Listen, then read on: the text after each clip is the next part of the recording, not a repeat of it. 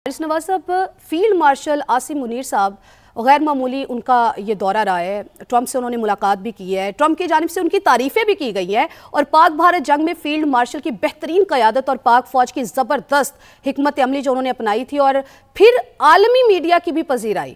तो इस सब को आप कैसे देखते हैं? ओवरऑल तो पाकिस्तान की सिफारती कामयाबी ही इसको कहेंगे। देखिए, सबसे बड़ी बात यह है कि मार के हक में जिस तरीके से फील्ड मार्शल आसिम मुनीर ने पूरी कौम को इकट्ठा किया, एक बहुत ही प्रॉपर ऑपरेशनल प्लानिंग की, उसको एग्जीक्यूट किया और उसके बाद इतने बड़े दुश्मन को जिसमें एयर फोर्स, उसकी फौज बहुत ज़्यादा तादाद में, उसको मेरे ख्याल में 2 या 3 दिन के अंदर, at least I would say last day में तो सिर्फ 6 से 8 घंटे में उनको शिकस्त फाश दी, उनके घुटने टेक दिए, उनको दुनिया में हजीमत उठानी पड़ी। और अमेरिकन, सबसे बड़ी बात यह है, दे गॉट सरप्राइज कि वो इंडिया को अपना स्ट्रेटेजिक पार्टनर समझते थे। वो उन्होंने उसके साथ स्ट्रेटेजिक मुआहदे किए हुए थे कि they wanted to contain China through India. उसके बाद वो साउथ चाइना सीमेन को इस्तेमाल करना चाहते थे एंड दे गॉट सरप्राइज कि ये पाकिस्तान को कंटेन नहीं कर सकते, तो what the hell they can do to China, they are of no use, we are wasting energy.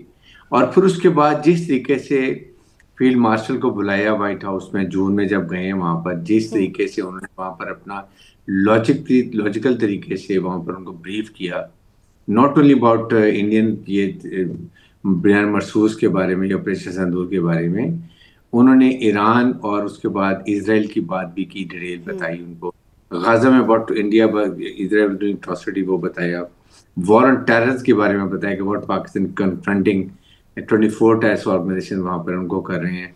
और फिर उसके बाद इतने इम्प्रेस हुए कि आप देखें, उन्होंने बार बार कहा, इवन जब गजा का जब डॉक्यूमेंट साइन हुआ 20 पॉइंट का, he said he is a field marshal, he's a good guy, I want to meet him। और ये he said repeatedly because Pakistan ने इमीडिएट जब उन्होंने सीज फायर की बात की, पाकिस्तान एक्सेप्टेड, वी सेड कि नो वी डोंट, ठीक है, वी डोंट के 2 न्यूक्लियर पावर पर लॉन्ग हो, उसके कैटास्ट्रोफिक इफेक्ट हो सकते हैं and we should lot of maturity as a nuclear state, ये उन्होंने रियलाइज कर लिया। नंबर 2, सेकंड उसके बाद क्या हुआ कि फिर हमने उनको नोबेल प्राइज के लिए भी नॉमिनेट कर दिया, वो भी he was very happy. Third, दुनिया ने देख लिया कि India is the most immature irresponsible nuclear state, जो पहलगाम जैसा स्टेट ड्रामा करके, फ्लैग स्टॉक ऑपरेशन करके आप एक हमसाया न्यूक्लियर मुल्क पर अटैक करते हैं without realising the consequences of war. इसके कैटास्ट्रोफिक इफेक्ट का अंदाजा नहीं है। इन चीजों को देखने के बाद then they realize no, there is a one country in South Asia which is Pakistan. Field marshal professional and aspiring commander, बहुत professional and battle harden arm forces, very mature, responsible nuclear मुल्क, and they have proved their strength, and then they became the regional stabilizer। आप देखा ना, Iran को support किया, खुल के support किया, और वहां तो शुक्र पाकिस्तान के नारे लग गए। जी आप देख लें, बांग्लादेश के साथ हमारे ताल्लुकात क्या हो गए, उसके बाद मिडल ईस्ट की कंट्री सारी और हमारा स्ट्रेटेजिक दिफाई मुआहदा भी हो गया, वो मिडल ईस्ट की कंट्रीज हमारी तरफ देख रही है। मिडल पावर्स का पाकिस्तान बिकेम द लीडर, और field marshal is taken as example कि ये वो फील्ड मार्शल है जिसने इतनी बड़ी फौज को किस तरीके से बिल्कुल समुद्र की तह में दफन कर दिया। शरीफुल्ला को इमीडिएट वापस किया, जब पकड़ लिया उसको, वहां पर दाइश का जो था लीडर जिसने वहां भी फौजी मारे थे बडगाम एयरबेस के ऊपर, उनको पढ़ के हैंड ओवर कर दी। He talk that in Congress के अंदर एड्रेस पे बताया। सो वो गैर रवायती ट्रंप को जिस तरीके से फील्ड मार्शल ने ब्रीफ करके लॉजिकल तरीके हारिस साहब, हम ये कह सकते हैं कि से लॉजिकली, प्रोफेशनली, बहुत अच्छे तरीके से हर मामले को ना सिर्फ उठाया है बल्कि बहुत ही अच्छे तरीके से हर मामले को हाईलाइट किया है। तो खैर दुनिया भी देख रही है कि एक तरफ भारत का रवैया, दूसरी तरफ पाकिस्तान की जानिब से जिस तरह से अमली मुजाहरा किया जा रहा है, तो खैर सबको तो नजर आ ही चुका है। कमर चीमा साहब, आलमी मीडिया में भारत के ऊपर बड़ी तनकीद हो रही है, समझते हैं कि ये भारत की ओवर कॉन्फिडेंस और स्ट्रेटेजिक एरोगेंस का नतीजा है? बहुत शुक्रिया। देखिए, पहली बात तो ये है कि जिस तरह आपने कहा है कि एक एरोगेंस है वहां पे, वेस्टर्न वर्ल्ड, दुनिया ये समझती है कि ठीक है इंडिया बड़ी मार्केट है, लेकिन इंडिया एक एलाय नहीं है, इंडिया एक रिलायबल पार्टनर नहीं है। देखिए, इस वक्त इकोनॉमिक नेशनलिज्म की बात हो रही है दुनिया के अंदर। दुनिया की तमाम लीडरशिप जो है वो अपने इकोनॉमिक इंटरेस्ट को प्रोटेक्ट करने की बात कर रही है। अमेरिका ने टैरिफ्स लगा दिए हैं, इकोनॉमिक प्रोटेक्शनिज्म की डिस्कशन हो रही है। इस सारे प्रोसेस के अंदर इंडिया एक बात कह रहा है, जी मेरे पास आबादी बहुत ज्यादा है, मैं बड़ी मार्केट हूँ, तो आपको मेरे पास आना पड़ेगा।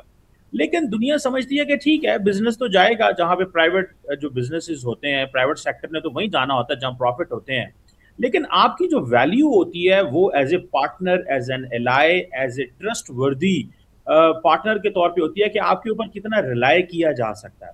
इंडिया के ऊपर रिलायंस के हवाले से जो वेस्टर्न वर्ल्ड और पर्टिकुलरली अमेरिका को बड़ी मायूसी हुई है, वो समझते हैं कि जो उन्होंने 20 साल 2005 से लेके जब से इंडो यूएस न्यूक्लियर डील हुई और अभी तक 2025 तक जो एक इन्वेस्टमेंट उनके ऊपर की गई, वो एक ऐसा पार्टनर नहीं है हमारा जो हमारे साथ यूरोपियन यूनियन जैसा या ईयू जैसा अलायंस बना सके या नेटो जैसा अलायंस बना सके। वो एक ऐसा पार्टनर चाहते थे, वो समझते थे कि हमें ऐसी ही पार्टनरशिप इंडो पैसिफिक में मिलेगी, चाइना का मुकाबला करेंगे। लेकिन ये इंडिया है, इंडिया कहता है कि मैं तो ऐसी अलायंस नहीं करना चाहता, और वेस्टर्न वर्ल्ड इस पे जारी बात है नाराज है। वो समझते हैं कि ये सिर्फ हमारी इकोनॉमी, टेक्नोलॉजी, पैसा और साइंस एंड टेक्नोलॉजी से फायदा उठाना चाहते हैं, तो ये हमारे वो पार्टनर नहीं कह सकते। ये भी हमारा एक चैलेंजिंग रिलेशनशिप है इंडिया के साथ। तो मेरा ख्याल है कि दुनिया ने बड़ा पेशेंस दिखाया। और दूसरी बात ये भी है कि इंडिया की जो लीडरशिप है वो बड़ी जिंगोइस्टिक, एग्रेसिव, हार्डलाइनर है।